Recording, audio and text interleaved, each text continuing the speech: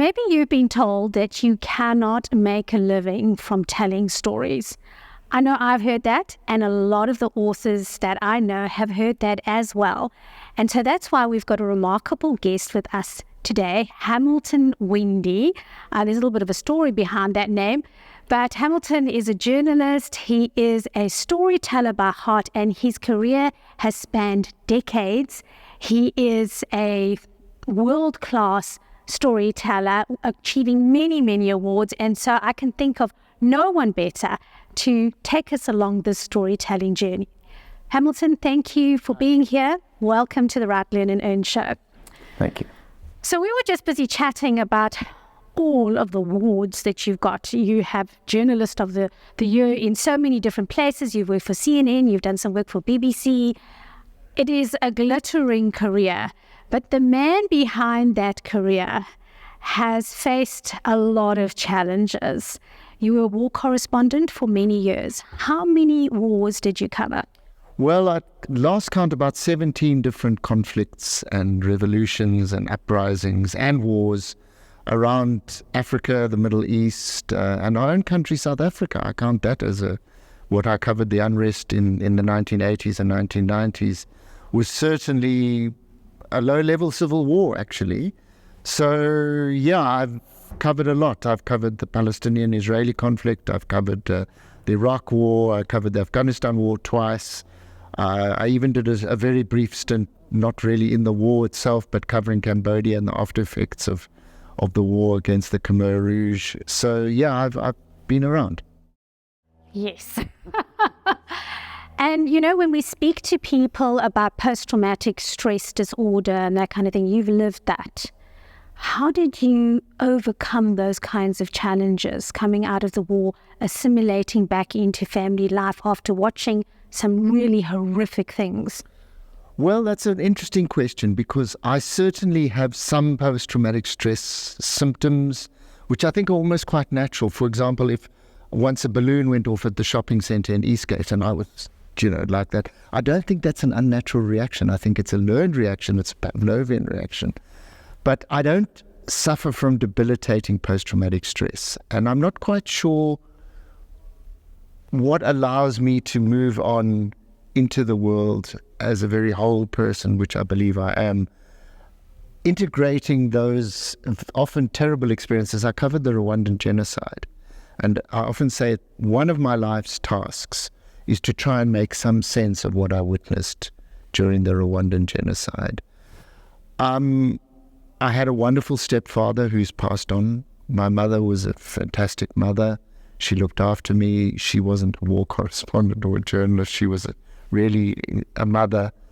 So I'm sure that helps. I have a very loving family. I've got three families, really, because my parents got divorced and I was not adopted, but practically adopted by my stepfather's family.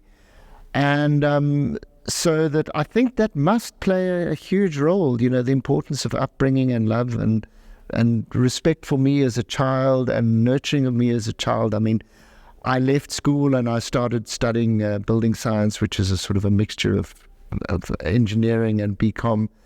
And I was a conscientious student, so I did okay, but I realized this wasn't the right path for me. And at 19, I said to myself, I'm going to be a writer.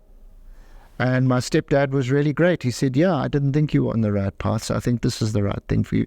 So at 20, I went back to first year with 17-year-olds, and studied a BA in drama and film and English.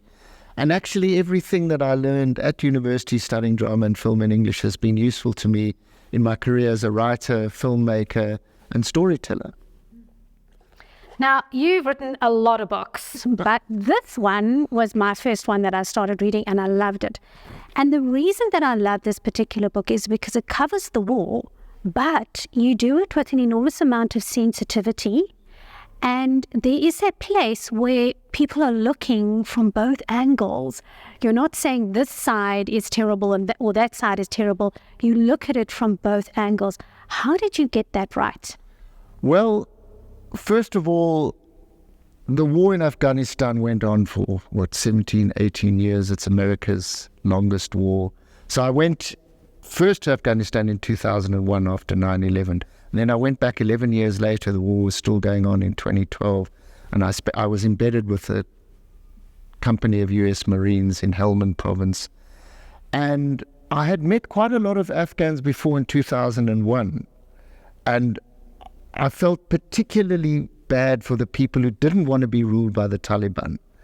And the Taliban, as we've learned, is a very powerful force, and they've taken the country over again, When I was with the Marines, I was with the Americans, and I looked at the story from an American perspective. We didn't really meet any Afghans except a couple of translators, but I was able to use the experience of meeting the Afghans 10 years before as a way of making sure that the Afghans were also a part of a story about the war in Afghanistan, not just Americans. Although the Americans are an important part too. I mean, it's absolutely not a political book. It's a book about the experience of particularly men, but not only men, particularly Afghan women in war, and what war does to people, and what it does to me as an observer, as a journalist, because the main character is a journalist. I'm not a soldier, so I found it difficult. I didn't write from that point of view of a soldier. I wrote from the point of view as a journalist. Being skeptical of what's happening, but yet at the same time understanding that war is a different universe to the normal universe. And I did get quite soul sick, I have to say. There were times where the violence and the killing became extremely difficult for me to deal with. And there was one moment the sniper had ambushed me in a field. He missed, obviously. And we ran into a compound that had been a mud-walled compound that had been pre-selected. And I felt this terrible wave of depression sweeping over me. And the sergeant, one of the sergeants, the senior sergeant, said to me, "Are we going to have to put you on suicide watch?" And I wasn't suicidal, but I was deeply depressed and deeply trapped in this war. There was a battle going there. All around me, there was fighting. And that's the moment that I saw really inside me and myself the dark side of war. And it exists, and war is real, and I don't think, unfortunately, we can get rid of war, not certainly at the present time in our history. So to understand that emotionally and yet emerge from it, I think, was an important part of writing my novel, Red Air. Mm-hmm. Because it's very healing too, right? Because we process things that we can't always express to other people. Just on a marketing side, to go a little bit off the side, because we do have authors here that want to learn a little bit. Explain to me why you chose to call this book Red Air. Well, it's a term that's used in the American military when there's too much dust in the air, particularly for the rotary-winged vehicle, aircraft, the helicopters, the Ospreys, to take off. There's too much dust, so the soldiers in the book are trapped in a situation where they can't be rescued by helicopters. So they have to fight it out. Their communications are dying. They are left to their own devices with diminishing ammunition, no connection, no radio connection, and really to face the Afghans as fellow human beings, even though they're enemies. And that's the point of the book. That's why it's called Red Air, because there's no escape. Yes, yes. Speaking about no escape, we touched on it earlier on that you've never been employed. You have gone solely into the entrepreneurial space. What is it like to be an entrepreneur in the word space, in the story space? What are the unique skills that you need to have in comparison to someone who's writing part-time? Well, you need to see, and this is particularly true today, there's more than one way of making a living as a storyteller. Film and television is an integral part of what I do. And that's where I make most of my money. That's my day job, if you like. And so there's a lot of opportunities to do that. Streaming is exploding all over the world. Television is still a powerful medium. It's not as powerful as it was 20 years ago. So I realized very quickly that television was going to offer me the opportunity to make a decent living and also travel at somebody else's expense, to be able to be insured medically, that kind of thing, so that I didn't go to Afghanistan on my own dollar. You know, I traveled there at the private production company. We were doing a 5-part series for National Geographic. Before that, I traveled to NBC News in America.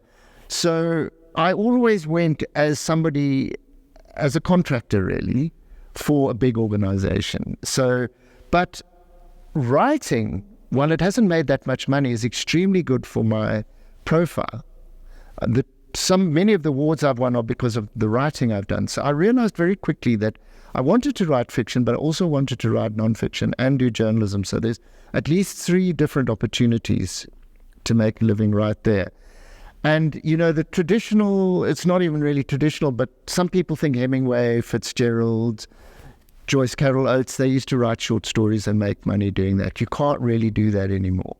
So I realized very quickly that I would use journalism as a way to kind of get my foot in the door, get my name out there, and then use that as a way to write fiction and get fiction published and sold. I like that it's a multifaceted thing, but you've also just recently branched into speaking. Yes. Tell us about the kind of talks you do and how it's inspired by the books that you've written. Well, one of the talks I do is about Afghanistan and Alexander the Great. Now, in 2001, the Northern Alliance, who were opposed to the Taliban, took us to the front lines where they were fighting with the Taliban. And it was fairly quiet, but you could hear machine gun fire down the valley. It was an active front line. And we were on top of a hill looking over this beautiful valley between Afghanistan and Tajikistan with a beautiful crystal clear river. And we were on top of this hill. And one of the Afghans said to me, Iskander, and he banged on the rocks. He said, Iskander, Iskander. And Iskander means Alexander in Persian, which is Dari, which is the language this Afghan guy was speaking. And I knew vaguely Alexander had been there, but I wasn't paying attention because I was quite nervous about whether we were going to be shot at by the Taliban. And it was only when I came back to South Africa and I did some research at the Wits Science Library that I realized that where we were was a lost city founded by one of Alexander the Great's generals. And it had actually been completely lost. A few fragmentary records of it existed. And actually, the then king of Afghanistan in the 1960s was on a hunting trip. And he was on top of that hill and he saw the vague outlines of a city. And that started the discovery. But of course, with all the fighting that goes on, the real work of Ay Khanum, which is the name of the place, the Afghan name of the place, which means Lady of the Moon in the Uzbek language, has not really been properly done. And a lot of the stuff has been stolen or broken since then. But that's one of the talks I do is writing about Alexander the Great. And one of our books, House of War, is about a search for a lost city of Alexander the Great. I also talk about my experiences in Red Air when I was filming for National Geographic. I went on 2 embeds with the US Marines. We went on one particularly what they call kinetic operation for 15 days. We were shot at and ambushed 3 times a day by the Taliban. I was 49, turning 50 at the time, so I wasn't a young guy thinking I'm immortal. And it was a very powerful experience. I mean, we had an amazing unit. I think they put us with a good unit to start with.